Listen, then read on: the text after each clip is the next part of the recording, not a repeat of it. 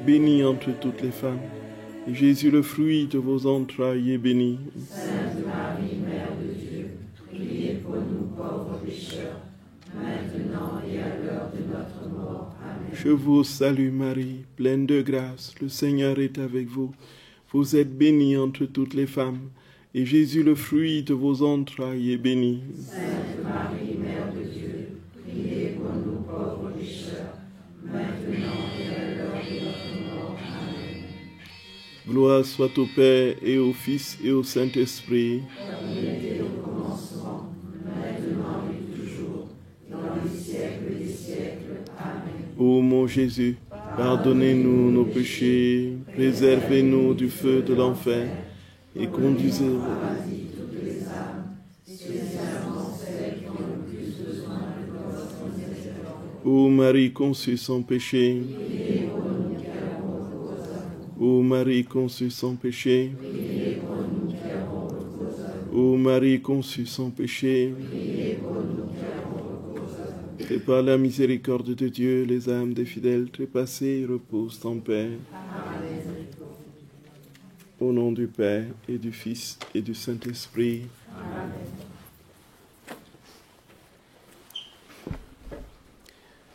Là, chers frères et sœurs bien-aimés dans le Seigneur, dont nous voulons dire un infini merci à notre Seigneur qui nous permet encore aujourd'hui de nous retrouver pour parler de ce grand don, de ce grand cadeau de la vie dans la divine volonté qu'il veut nous faire aujourd'hui.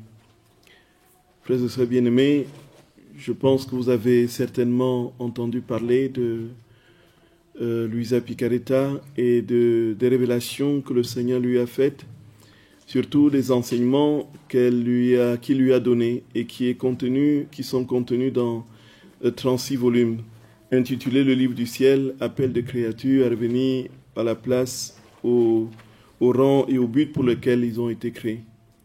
En fait, je pense que vous avez presque tous déjà entendu, alors qui n'a pas encore entendu parler de la divine volonté? Donc, ça veut dire que vous avez déjà une certaine compréhension. Donc, on va essayer de creuser plutôt dans les questions que vous ne savez, on ne pourra pas, donc inutile donc de revenir sur les fondements et l'introduction donc pour les initiés, comme on peut le faire pour ceux qui n'ont jamais entendu parler. Et si j'ai bien compris, beaucoup d'entre vous font partie des cénacles. Et il s'agit pour nous, frères et sœurs bien-aimés, de comprendre le cœur même de cette révélation, qui n'est pas une révélation parmi tant d'autres, qui est tout simplement ce que notre très saint Seigneur a enseigné dans la prière du Notre Père, où il demande à son Père de faire advenir son règne sur la terre comme au ciel. En fait, comme nous savons, le péché nous a complètement défigurés et nous avons perdu, n'est-ce pas, notre ressemblance avec le Seigneur. Nous avons été créés pour être en tout, en lui, semblables. Et comme le livre de la Genèse le dit, nous sommes créés à son image et à sa ressemblance. Et voici que le péché est venu défigurer justement la ressemblance et nous a contenu quand même, nous a conservé quand même l'image. Dieu nous a conservé l'image. Cela veut dire très concrètement que nous avons, pour nous, frères et sœurs bien-aimés, la capacité comme Dieu de vouloir, de réfléchir, de penser et d'avoir une mémoire. Donc les facultés de l'âme qui sont, n'est-ce pas, la mémoire, l'intelligence et la volonté, sont ainsi connaturelles à notre condition humaine du fait de notre image, de notre création à l'image de Dieu. Voici que cette image a besoin d'avoir le contenant, le contenu, un contenu qui soit le même que celui du Créateur. Or, c'est ce qui fait défaut aujourd'hui, c'est pourquoi nous sommes appelés nous avons été projetés dans cette condition de misère, de péché et de mort. Et le Seigneur dit que cette condition ne va pas s'éterniser et qu'il veut que nous retrouvions la ressemblance première, que nous retrouvions ce que nous étions au début, que nous retrouvions dans la perfection de cette ressemblance, dans la substance et dans les attributs. Cela veut dire que l'essence de Dieu même comme disent les pères d'Orient, qui est imparticipable, va désormais être participé. C'est-à-dire que nous allons entrer dans ce que Dieu est connaturellement, parce que lui, comme il est Dieu, il va nous donner sa divinité en partage. Tout simplement parce que dans son humanité, sa divinité est contenue, et cette humanité unie à sa divinité a donné la personne de notre Seigneur Jésus-Christ, puisqu'il était vrai Dieu et vrai homme. Et donc, quand nous entrons dans la vie, dans la divine volonté, le Seigneur nous donne en partage sa divinité. Et comme c'est lui qui pose des actes en nous, il ne peut pas poser uniquement des actes humains. Bien qu'il soit parfaitement homme, il pose aussi des actes divins. Il est parfaitement Dieu. C'est pourquoi nos actes sont divinisés. Et alors, frères et sœurs bien-aimés, le Seigneur nous dit très clairement que nous serons véritablement comme il est, et nous aurons la capacité de faire ce qu'il fait. Mais lui, il le fera, il est ce qu'il est de nature, et nous le serons par participation. Lui, il fait ce qu'il fait parce qu'il est dans le principe de sa vie divine, et nous ferons ce qu'il fait parce que c'est lui qui l'a fait en nous, dans sa divinité. Frères et sœurs bien-aimés, j'espère que c'est un peu compréhensible. J'espère que c'est un peu clair. Ah oui, d'accord, très bien. Non, on va l'expliquer petit à petit. Vous allez voir quand vous aurez les feuilles en main, on espère. Donc, frères et sœurs bien-aimés, voici que le Seigneur très clairement dit quoi? Il dit que sur cette terre, ici, aujourd'hui, nous pouvons être saints. Nous pouvons être dans l'humilité parfaite. Nous pouvons être dans la douceur parfaite. Nous pouvons être dans l'amour total et complet. Nous pouvons, bref, vivre ce que les saints vivent au ciel. Il dit d'ailleurs qu'il n'y aura plus, quand cette vie dans la divine volonté adviendra, il n'y aura même plus de différence entre ceux qui sont au ciel et ceux qui sont sur la terre. Parce que ceux qui sont au ciel, eux, ils vivent dans la béatitude. Nous aussi, nous vivrons dans la béatitude ici-bas. La seule différence sera que nous serons encore dans le temps limité et nous serons pris par la mort. Et cette mort, toutes les difficultés et toutes les croix de nos vies n'entacheront pas la béatitude et la félicité intérieure que nous vivrons. De sorte, frères et sœurs bien-aimés, que nous aurons tout ce que Dieu a, lui, en essence et dans ses actes, et nous aurons, cela par participation, la félicité bien plus encore pourra aller plus loin que ceux qui sont au ciel. Puisque Jésus dit que les actes que nous posons dans la divine volonté, donc ce sont des actes qui produisent des vies de Dieu. Ces actes qui sont, comme nous l'avons vu pour ceux qui étaient à la retraite, qui sont soit naturels ou spirituels, petits ou grands, conscients ou inconscients, ces actes-là produisent des vies de Dieu. Et parce qu'ils produisent des vies de Dieu, nous pouvons dans le temps qui est le nôtre, dans notre histoire, du moment où nous sommes sur la terre, continuer à poser des actes. Alors que ceux qui sont morts, les saints, ils n'ont plus la possibilité de poser des actes.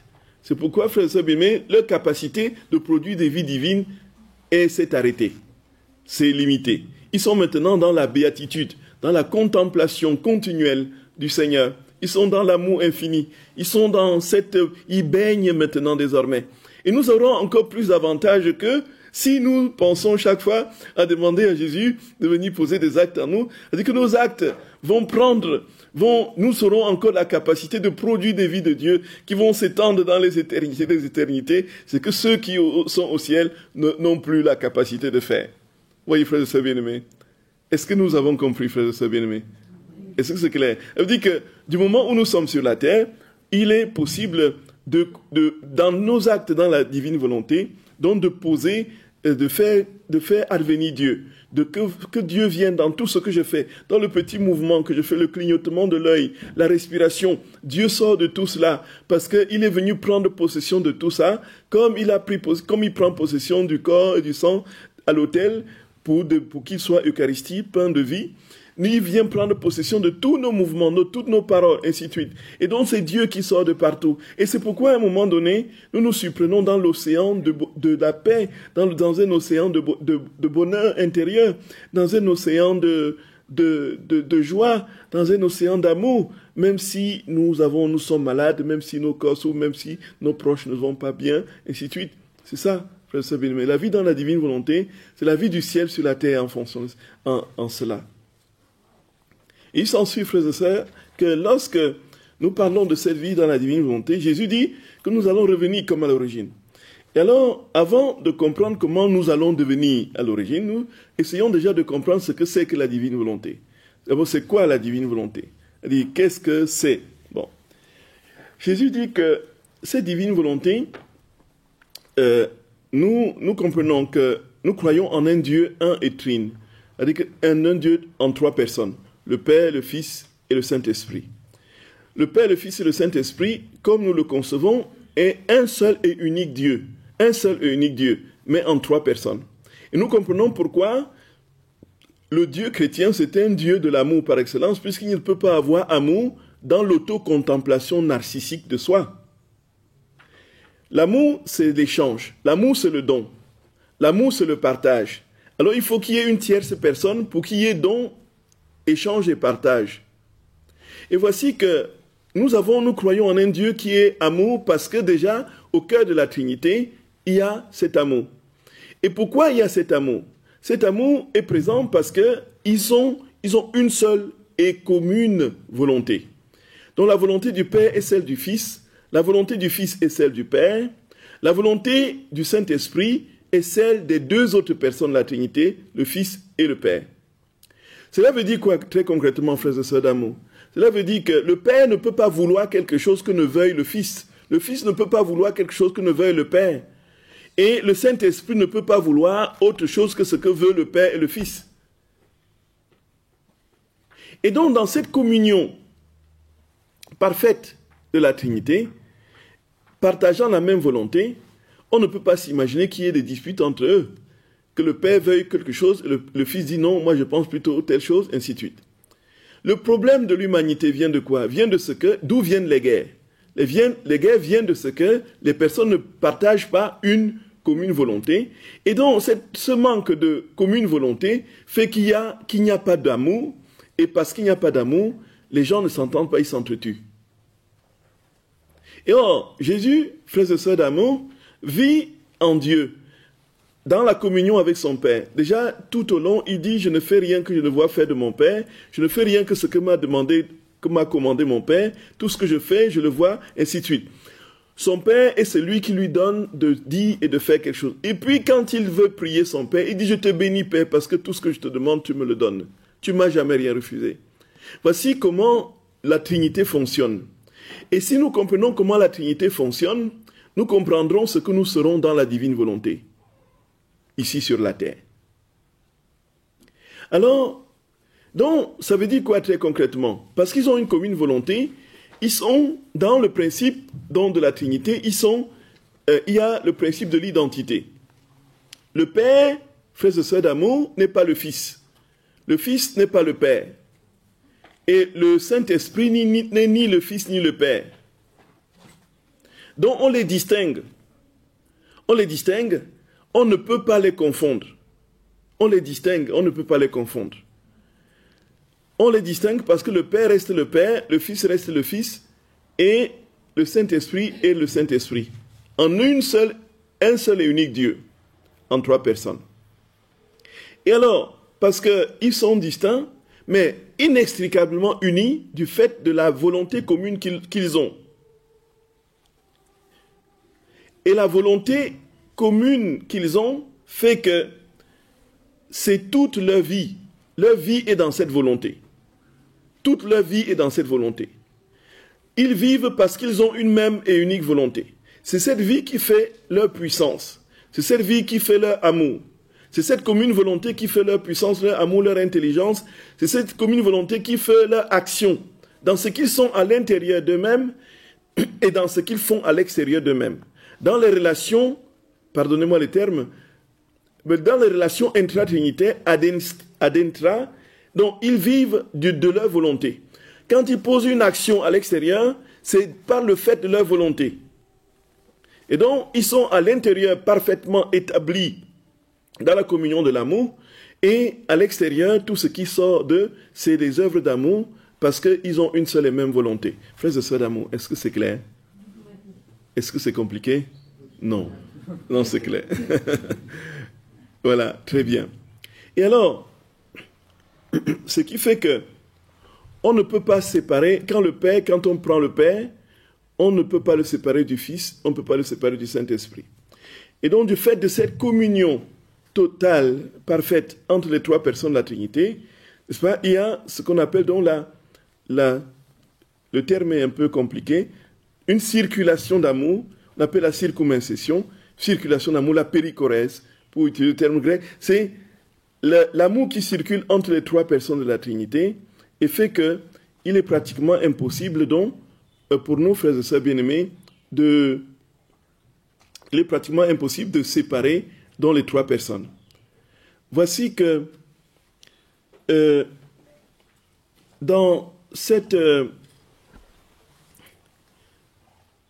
tout ce qui sort de Dieu, autre principe, c'est que Dieu est Dieu.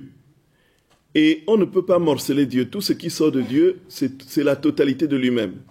Donc, l'immensité de Dieu se trouve dans les moindres petits gestes et des actes qu'il fait, qu'il pose.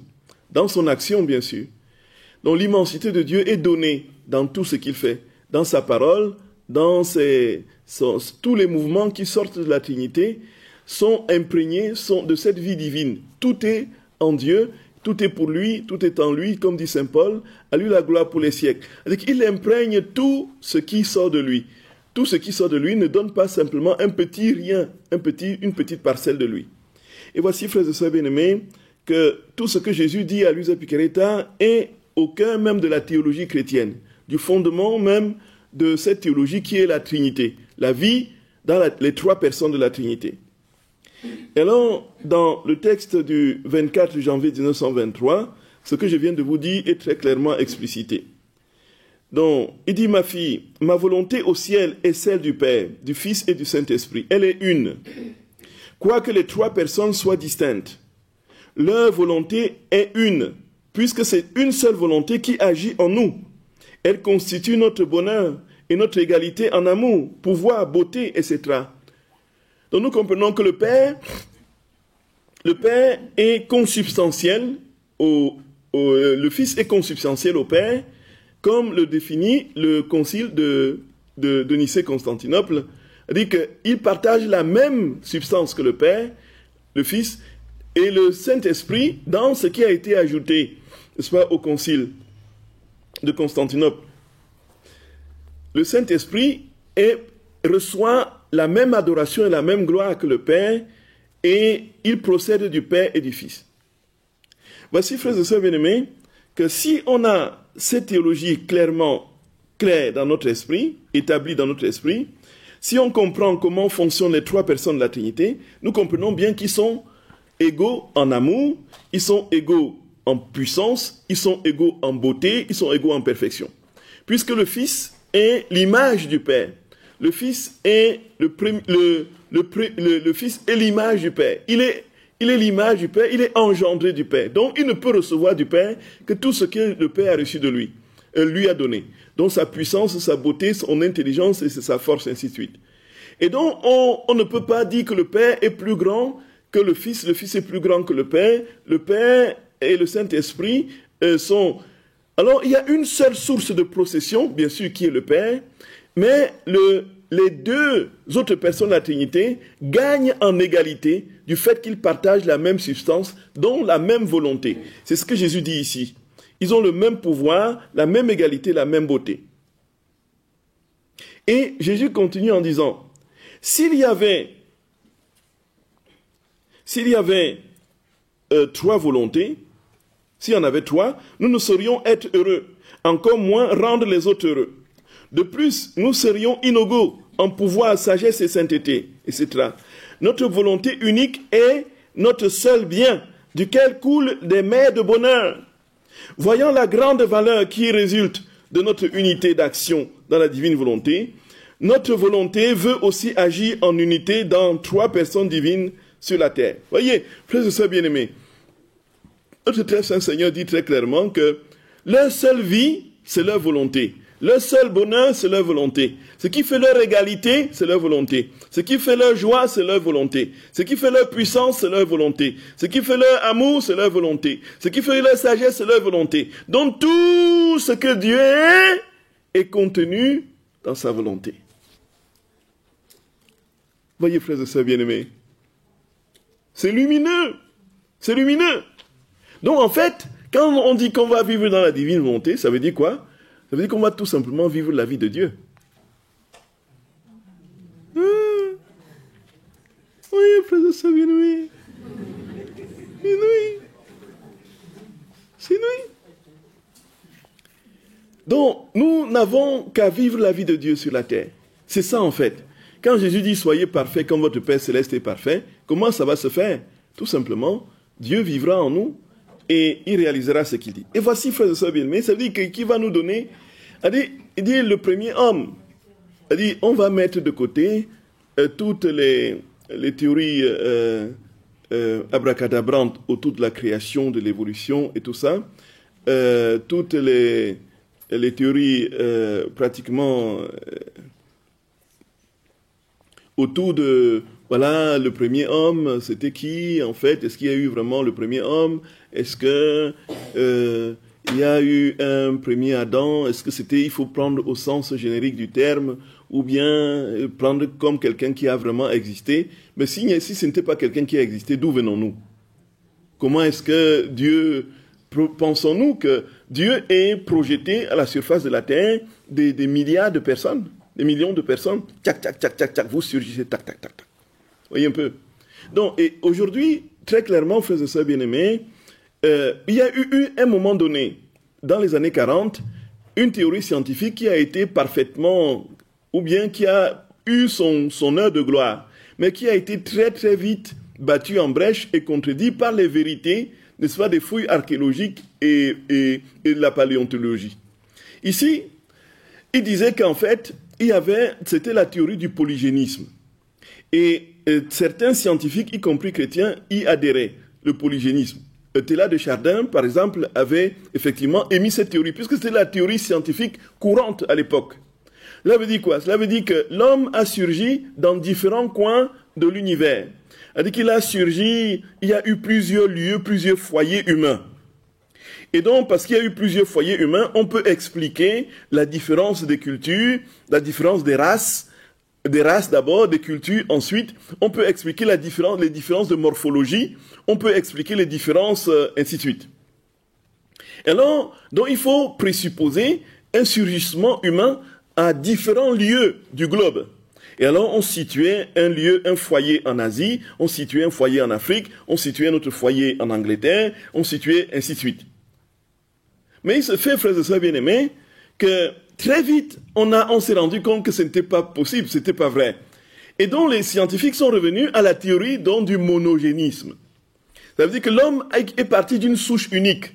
Et si on commence à partir d'une souche unique, ça veut dire qu'il y a eu effectivement un foyer humain premier. Et s'il y a un foyer humain premier, il y a eu une création. Et s'il y a eu une création, il y a eu effectivement, frères et sœurs bien-aimés, un premier homme qui a vécu. Et quand Jésus parle à l'usa picareta d'Adam, il ne parle pas comme si c'était un truc inventé. Il dit le premier homme avait ceci comme... Et nous pouvons effectivement comprendre, frères et sœurs d'amour. Nous sommes des pauvres gens, regardons comment nous sommes. Regardons ce que nous sommes, nous traînons d'année en année. Les péchés, les misères, les maladies, et puis les torticolis, et puis le truc. Dieu qui est puissant, qui a tout créé de manière parfaite. Pensons-nous qu'il ait voulu que nous soyons dans cette situation tordue, intérieure comme extérieure? Pensez-vous, frères et sœurs bien-aimés, qu'un Dieu bon, puissant, aimant, avec toute sa magnificence, sa bonté, son amour, sa tendresse, son infinie douceur, ait créé des gens violents, extrêmement vengeurs et méchants et destructeurs qui tuent les autres pour survivre, ainsi de suite? Ce n'est pas ce Dieu-là qui nous a créés. Si nous voulons vraiment être à l'image et à la ressemblance de ce Dieu, nous voyons bien que ce n'est pas le cas. Nous ne sommes pas à cette image, à cette ressemblance véritablement.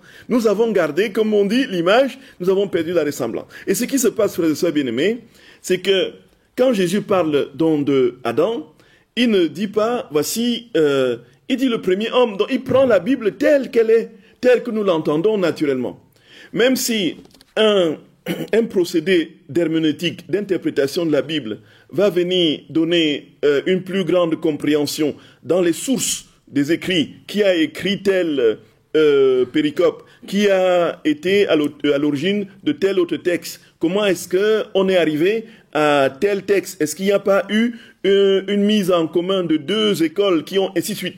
Donc cette exégèse des formes, donc l'exégèse historico-critique qui a eu des choses absolument remarquables dans l'ordre de l'avancée de la compréhension de l'écriture et de la Bible, ici, il y a ce qui ne peut pas rentrer dans la catégorie, justement, de la compréhension et rationnelle.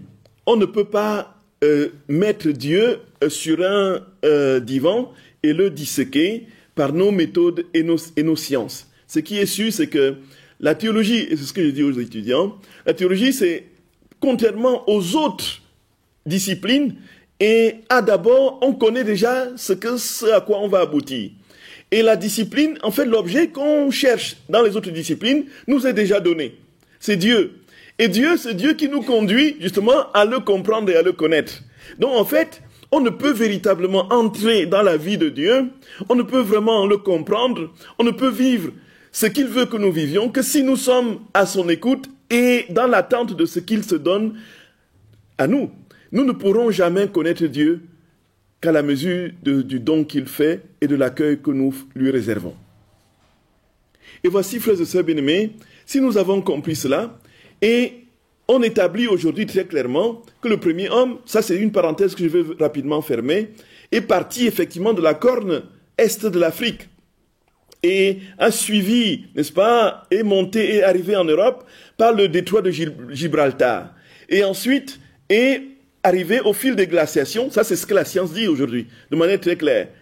Au fil des glaciations, n'est-ce pas, est devenu l'homme du Cro-Magnon.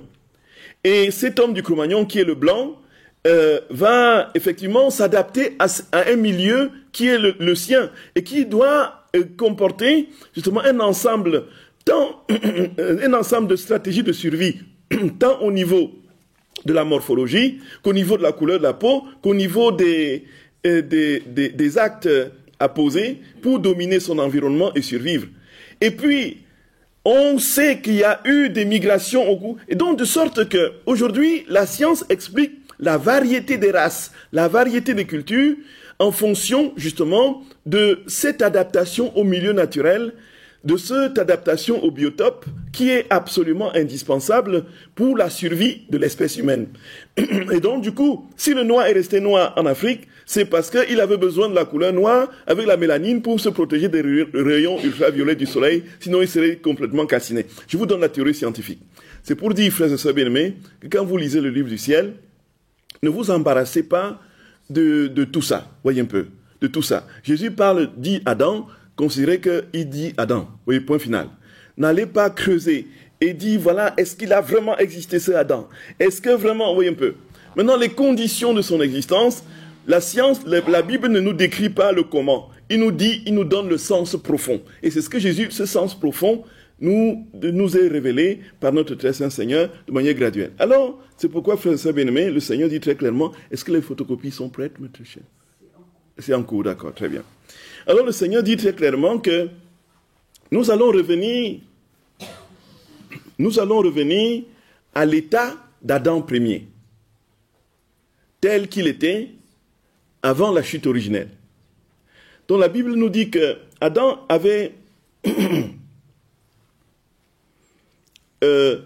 tout ce que Jésus avait, tout ce que Dieu avait. Et en attendant les photocopies, on va encore parler de la divine volonté. Alors Jésus dit quoi? Que la volonté, il compare la divine volonté au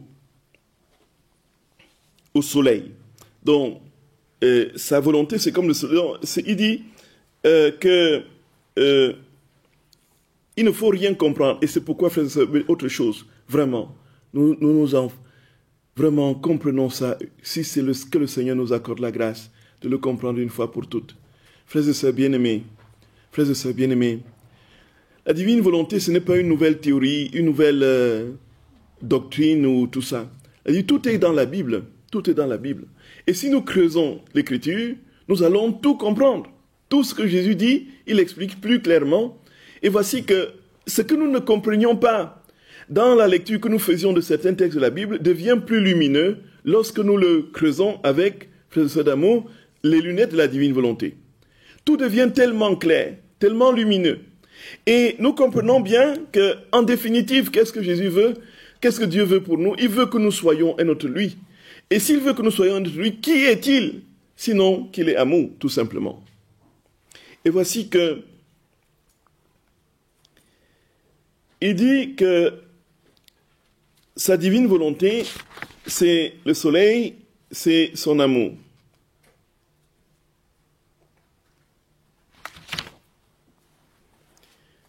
Il est dit au tome 11 du 12 août 1912.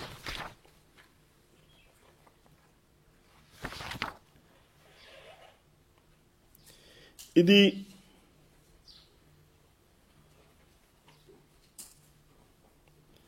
c'est le cœur, c'est le soleil. Donc, ma fille, mon amour est symbolisé par le soleil. Le soleil se lève majestueusement, bien qu'en réalité, il soit toujours fixe et ne se lève jamais. Sa lumière envahit la terre entière et sa chaleur féconde toutes les plantes. Il n'existe aucun œil qui n'en jouisse pas. Il n'existe presque aucun bien qui ne profite de son influence bénéfique. Que d'être n'aurait pas la vie sans lui. Il fait sa besogne sans dire un mot, sans rien demander. Il ne dérange personne et n'occupe aucune place sur la terre qui n'inonde de sa lumière. Les hommes en profitent à leur gré, bien qu'ils n'y fassent pas attention. Voyez le soleil. C'est le soleil brille partout. Le soleil fait pousser nos plantes. Le soleil nous permet à la photosynthèse et nous permet de nous nourrir. Le soleil fait monter les vapeurs au ciel des eaux qui forment des nuages et qui retombent sous forme de pluie, n'est-ce pas, pour arroser les plantes et puis faire survivre la terre. Le soleil, s'il n'y a pas de soleil, il n'y a pas de vie. Il inonde tout. Pour vous empêcher d'avoir le soleil, il faut que vous entriez dans une pièce, que vous fermiez tout. Et même s'il y a juste une petite ficelle, une petite fente, comme ça, le soleil va trouver le moyen d'entrer. Voyez, frère Sabine. Et Jésus compare, et puis personne n'y fait attention, c'est normal, il y a le soleil, et puis la vie, personne ne s'intéresse à ce qui nous fait vivre là. Il dit là, c'est exactement comme ça. Jésus dit que la divine volonté, c'est ça. Il dit que nous sommes là baignés là-dedans, nous sommes imprégnés de sa vie. Dieu porte toutes choses, puisque sans lui, nous ne pouvons rien faire, et qu'il est au commencement, au fondement et à la fin de tout. Il nous porte, mais personne qui fait attention. Dit Jésus. Voilà. Il dit, tel est mon amour. Il se lève pour tous comme un soleil majestueux. Il n'est rien. Il n'est aucun esprit qui ne soit illuminé par ma lumière. Aucun cœur qui ne sente ma chaleur. Aucune âme qui ne soit embrasée par mon amour. Plus que le soleil, je suis au milieu de tous, même si peu me prêtent attention, dit Jésus. Bien que je reçoive peu de retour, je continue à donner ma lumière, ma chaleur et mon amour. Si une âme fait attention à moi, je deviens fou, mais sans clameur, car étant solide, stable et vrai, mon amour n'est pas sujet à la faiblesse. Il dit, Jésus devient fou d'amour. Il dit, si une âme fait attention à lui, il devient fou. Il dit, ça veut dire quoi? Il devient fou de son amour. Il devient fou d'amour. Jésus, frère de ce d'amour. C'est l'amour incarné, c'est l'amour dans tout ce qu'il est, dans tout ce qu'il fait. C'est l'amour dans la perfection de son être, dans la perfection de ses actes. C'est l'amour. Donc en fait, en définitive, la vie que Dieu veut que nous vivions dans sa divine volonté, c'est la perfection, frères et sœurs d'amour, de cet amour-là. Il n'y a pas d'autre possibilité de concevoir autrement les choses. Le Seigneur veut que nous soyons baignés, imprégnés, inondés, jusqu'au que tout de son amour sorte jusque dans les pores de notre peau, que nous soyons noyés dans l'océan, frère Sabine. Mais il faut réunir des centaines et des millions d'océans indiens pour essayer de commencer à comprendre cet amour de Dieu. Frère, noyés, c'est tout ce que Dieu veut. Cette vie dans la divine volonté, la voilà.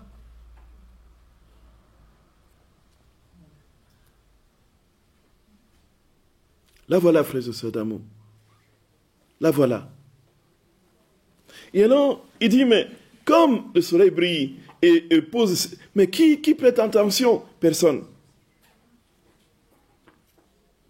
Et alors, frères d'amour, nous comprenons et que le Seigneur veut très clairement, tout simplement nous dire, voici, je n'ai pas d'autre chose à te dire. Je veux me donner à toi, et ce que je veux te donner, c'est mon amour, parce que je ne suis rien d'autre qu'amour, je suis essentiel. Et donc, l'un des critères fondamentaux, le premier d'ailleurs, et peut-être le dernier, pour savoir qu'on est vraiment dans la divine volonté, frères et sœurs d'amour, c'est si nous sommes vraiment remplis d'amour. Si nous sommes remplis d'amour. Si l'amour, de jour en jour, en nous, croît et déborde. Si l'amour, de jour en jour, en nous, déborde. Alors, là, la divine volonté monte, la divine volonté arrive, la divine volonté monte, voyez. Merci beaucoup, ma sœur. Que Dieu vous garde, ma sœur, vous bénisse. C'est centré, c'est centré. C'est centré, la caméra. Ah, d'accord. Parce que de mon côté, c'est plutôt... Ah oui, d'accord, oui, tout à fait. Oui. Et là, donc, Jésus dit que la divine volonté, c'est le centre de la vie de toute chose. Donc, tout est dans la divine, tout est baigné de cette vie de Dieu. Tout est baigné dans sa volonté. Et alors, frère et sœur bien-aimé dit...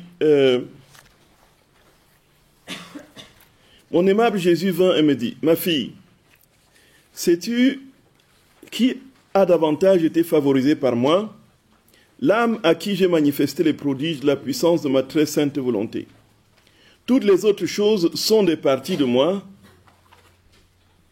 alors que ma volonté est le centre et la vie de toutes choses.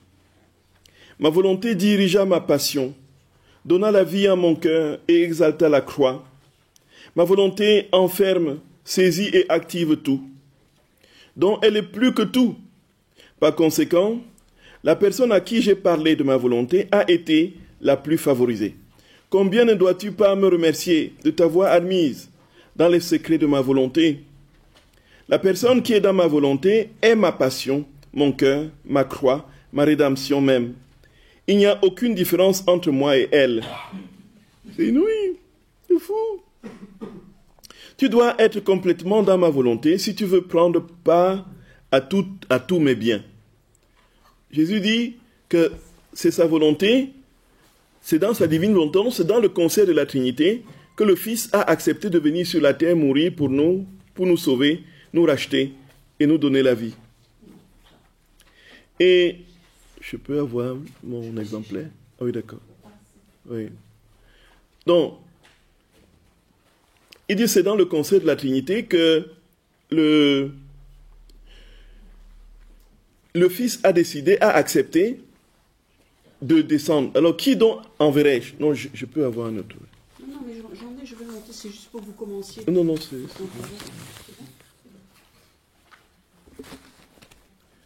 Donc, Jésus dit que c'est sa volonté qui a...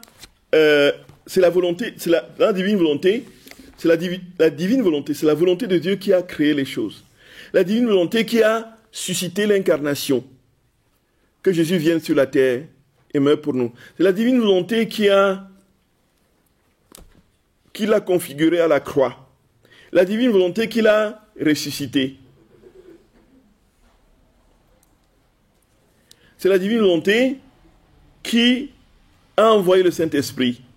C'est Dieu qui envoie.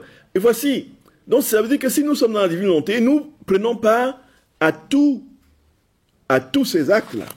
Nous prenons part à tous ces moments nous allons de la création jusqu'à la sanctification. Tout ce que Jésus a vécu, tout ce qu'il a dit, tout ce qu'il a fait, tout ce qu'il a réalisé comme miracle, son église qu'il a instituée à la Pentecôte, tout cela, nous le vivons. Nous vivons dans tout cela puisque la divine volonté vit en nous. Tous ces actes de la création, jusqu'à l'accomplissement de toutes choses, nous le vivons pleinement. Nous sommes en nous. Il est en nous. Oui, frères et sœurs d'amour, c'est inouï. C'est inouï. C'est inouï. Et alors, nous comprenons, il dit qu'il n'y a pas de différence entre lui et moi. Alors, nous allons essayer de voir, de comprendre maintenant comment pourquoi est-ce qu'il dit qu'il n'y a pas de différence? Pour comprendre qu'il n'y a pas de différence entre lui et nous, il faudrait que nous comprenions comment était la première créature, le premier homme aux yeux de Dieu. Qui était-il, dit, selon les enseignements que Jésus donne, et comment il vivait par rapport à lui. Donc nous ne sommes pas, encore une fois, dans quelque chose de scientifique, vous entendez bien. On est dans quelque chose de l'ordre de la relation que Dieu avait avec la créature au tout début. Donc la Bible n'enseigne pas le comment des choses, et il donne le sens. Voici, frères et sœurs bien-aimés, que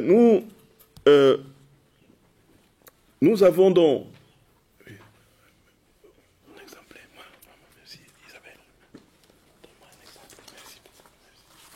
Voilà. Voilà, frères et sœurs bien-aimés. Et alors, ce schéma, on va essayer de le parcourir et nous allons comprendre qui était la première créature, donc Adam, au début de la création. Et donc, nous allons comprendre ce que nous allons nous devenir dans cette divine volonté. Donc, si on comprend ce qu'il était, on comprendra ce que nous serons. Voyez ça. En fait, la divine volonté, c'est le retour à la case départ. C'est le retour aux origines. C'est nous finissons là où nous avons commencé et nous avons commencé là où nous finissons. Voyez, frère, c'est bien aimé. Merci beaucoup. Oui, merci. Voyez, avec ça, nous avons une claire compréhension de ce qu'est la vie dans la divine volonté. Après quelques minutes, on va peut-être marquer une pause, si vous voulez. Et après, on va reprendre, puisqu'on a 2 heures, c'est ça? On va reprendre dans 10 minutes, dans 5-10 minutes, dans 10 minutes, question de respirer un peu. Oui. Mais, donc, vous voyez donc, sur le schéma que vous avez le schéma du premier homme. Donc, sont concentrés dans ce schéma tous les enseignements que Jésus donne à Luisa Picaretta sur qui était le premier homme, comment est-ce qu'il était. Donc on va aller dans le sens de l'aiguille d'une montre, donc en commençant par la droite et en revenant de ce côté.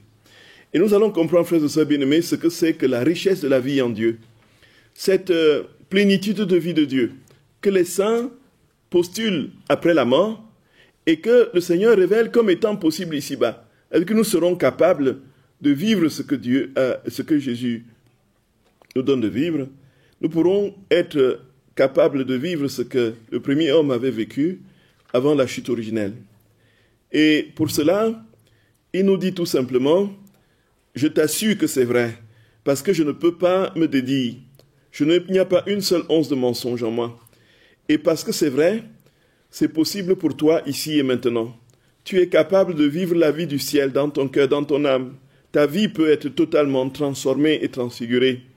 Tu peux entrer dans les profondeurs de mon amour et goûter ce que c'est que la joie parfaite. Tu peux vivre pleinement et parfaitement tout ce que j'ai vécu.